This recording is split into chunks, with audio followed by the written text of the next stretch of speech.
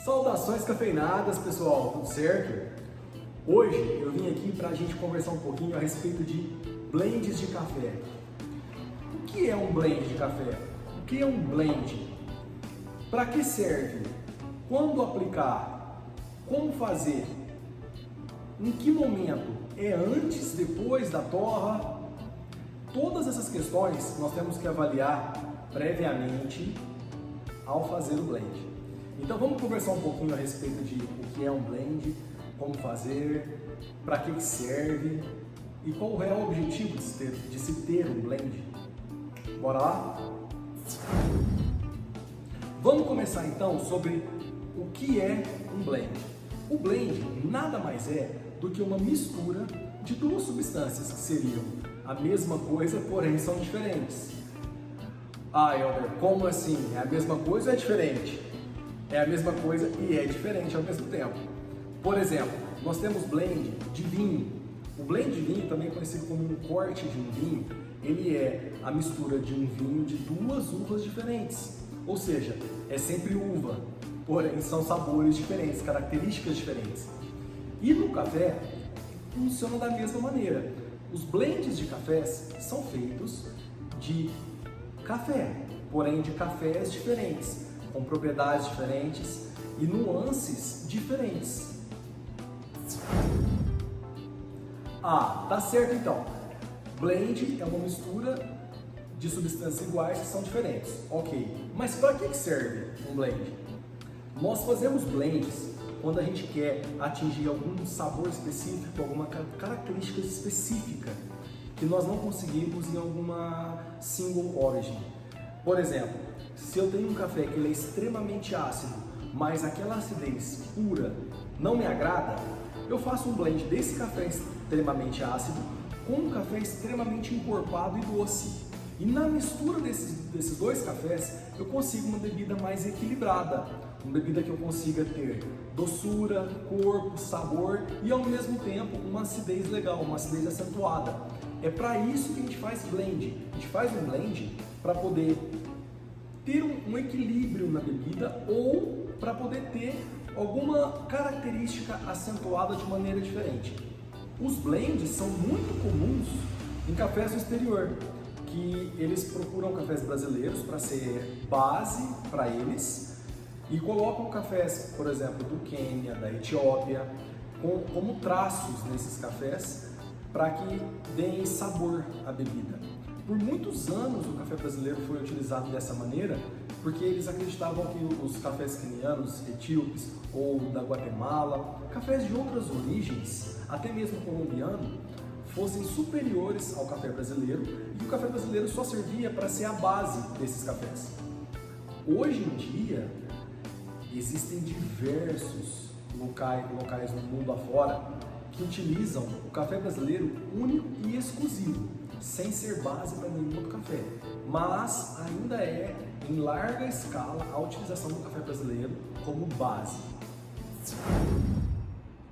Então vamos lá, nós já vimos o que são os blends, para que servem os blends.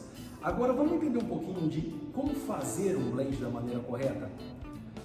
Um blend, como a gente já viu, é uma mistura. Então uma mistura parece ser uma coisa muito simples de ser feita, né? Uma coisa muito trivial. Porém, tem alguns detalhes que nós temos que observar muito bem antes de se fazer o blend para que a gente consiga obter o resultado que nós esperamos dessa mistura, entendeu? Por exemplo, muitas pessoas pensam que essa mistura deve ser realizada com o café verde. Misturar dois cafés diferentes e torrá-los juntos. Porém, isso é equivocado. Por quê? Quando nós trabalhamos com dois cafés diferentes, eles exigem perfis de torra diferente para que a gente consiga extrair melhor, o máximo, as melhores características de cada café. Então, nós teríamos que torrá-los separados para que cada um tivesse seu perfil de torra e misturar eles depois de torrados. Porque imagina só, se cada um tem uma densidade, cada um pode ter um tamanho, porque a gente pode fazer blend, por exemplo, de um moka com 16 acima, não tem problema nenhum. Se te agrada o sabor do blend dos dois, não tem problema. Agora, se você pega, por exemplo, um moca e um 16 acima, para você torrar junto os dois, vamos pensar, a densidade de um é completamente diferente da densidade do outro. Então, um pode ficar subdesenvolvido, enquanto o outro fica super desenvolvido. E no final das contas, nenhum dos dois vai ficar bom. Você não vai conseguir tirar a melhor característica dos dois grãos no seu blend. Ou seja, o seu blend vai ficar a desejar. Porém, quando você coloca cada um na sua torra específica, aí você consegue tirar o máximo dos dois cafés, ou 3, ou 4, quantos cafés você achar que for interessante para o seu blend, porque não necessariamente você precisa utilizar 2 amostras únicas exclusivamente. Você pode fazer 3 amostras, 4 amostras, depende muito do que você busca para o seu blend e também da questão econômico-financeira, né? Eu trouxe para vocês verem 3 cafés diferentes, cada um com o seu perfil de torra. Esse é um moca, com o perfil de torra dele.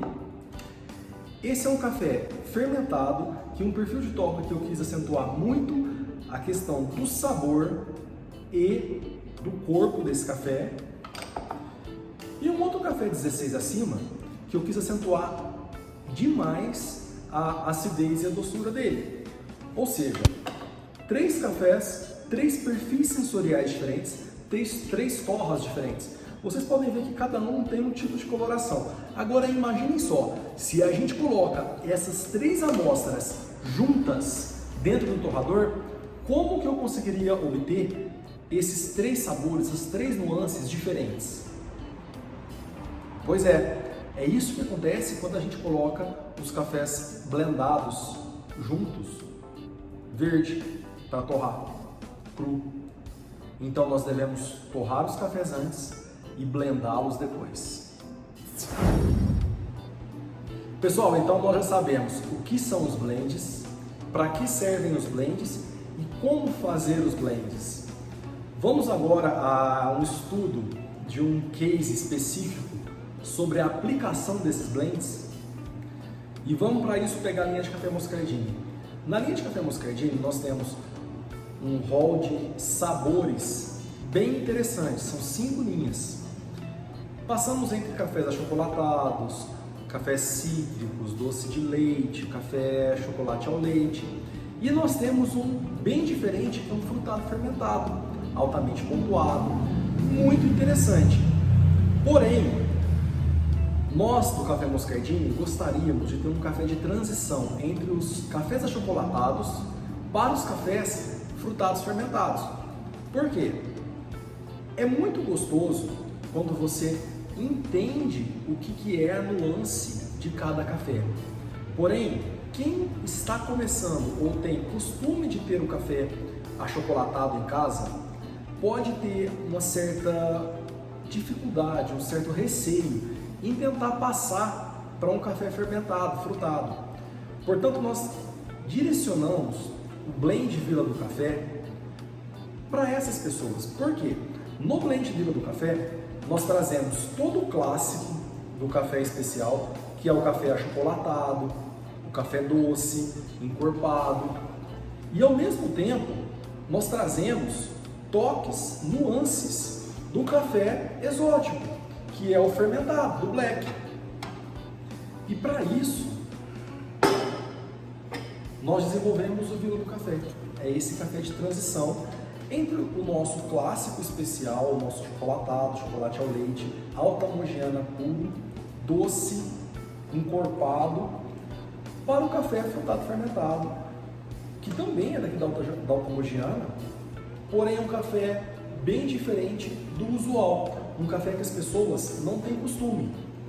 Portanto, nós desenvolvemos o blend Vila do Café para que as pessoas se sentissem confortáveis a conhecer um novo estilo de café, que é o frutado fermentado, sem ter o medo de perder o sabor achocolatado.